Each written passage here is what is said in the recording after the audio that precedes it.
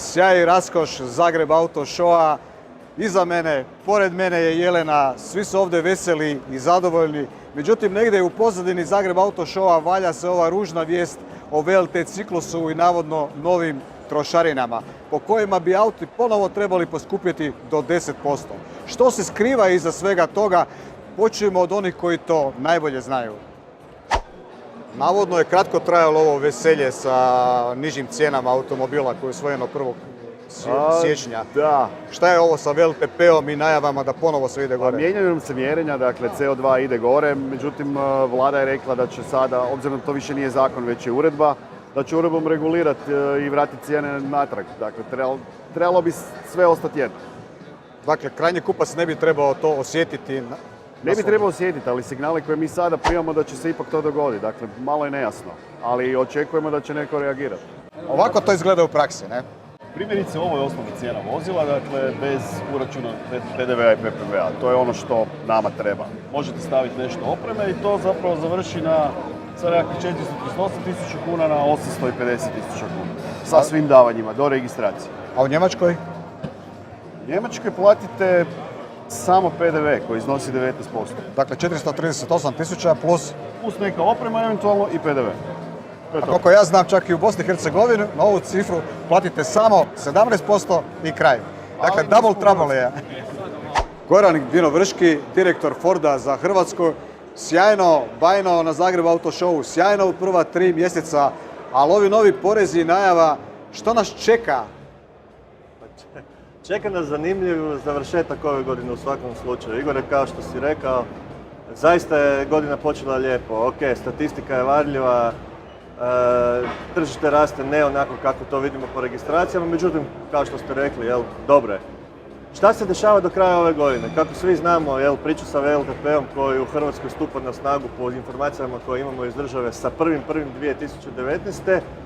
Do kraja ove godine manje više svi proizvođači, manje više sve motore popravljaju, prilagođavaju što je bolje moguće novom protokolu, što u ovom trenutku znači da više nema ili gotovo nema testiranja po starom NDC protokolu, što znači da na originalnim dokumentima dobivamo isključivo VLT podatak i takozvani korelirani NDC.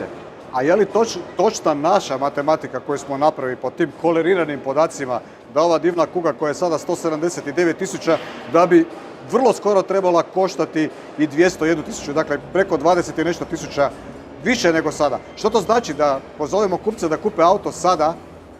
Da, nažalost situacija je takva kao što sam pokušao objasniti. Korelirani NDC podatak je matematički izveden podatak iz VLTP-a.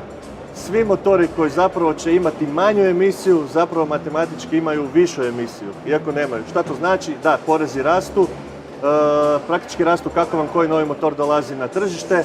I da, nažalost, na primjer ove kuge koja je napravila jedan Darmar, sjajni Darmar, pozitivni za Ford u zadnjem kvartalu prošle godine, trebalo bi koštati oko 23.000 kuna više samo zbog promjene PPV-a. Navodno, već ste dobili nove trošarine koje su i do 7-10% skuplje nego što su bile do sada. Pa ne bih rekao baš da je tako. Nove trošarine nismo dobili, znači od 1. siječnja, odnosno 10. siječnja ove godine postoji novi izračun posebnog poreza na motorna vozila, kojim je većina vozila u Hrvatskoj osjetno pojeftinila, pogotovo vozila skupljih segmenata. To je dalo jedan izraziti impuls tržištu koje je zaista u prvom kvartalu poraslo u kumulativu gotovo 30%. Ono o čemu sada govorimo, što je jedan, možemo reći, mač koji visi nad glavom i da, zbog načina na koji se u Hrvatskoj obračunava posebni porez na motorna vozila, bi mogao značiti naglo, osjetno ponovno poskupljenje vozila, je novi mjerni ciklus ispušnih plinova. Putem tog novog mjernog ciklusa ispušnih plinova odjednom će identično vozilo iskazati i do 20, nekad i više posto CO2 više, iako se radi zapravo o vozilu koje je najvišeg stupnja ekološke iskoristivosti i ekološke kvalitete, da tako kažem. To znači da će zbilja onda vozila poskupljeti? Ja iskreno vjerujem da ne. Znači čvrsto uvjerenje kolega iz Ministarstva financija, znači od samog ministra Marića preko Carinske uprave i Porezne uprave, je tako da će se pravovremeno reagirati i prilagoditi način obračuna davanja kako vozila ne bi ponovo poskupjela. Vjerujte da je pravi milion razloga zašto doći na Zagreb Auto Show.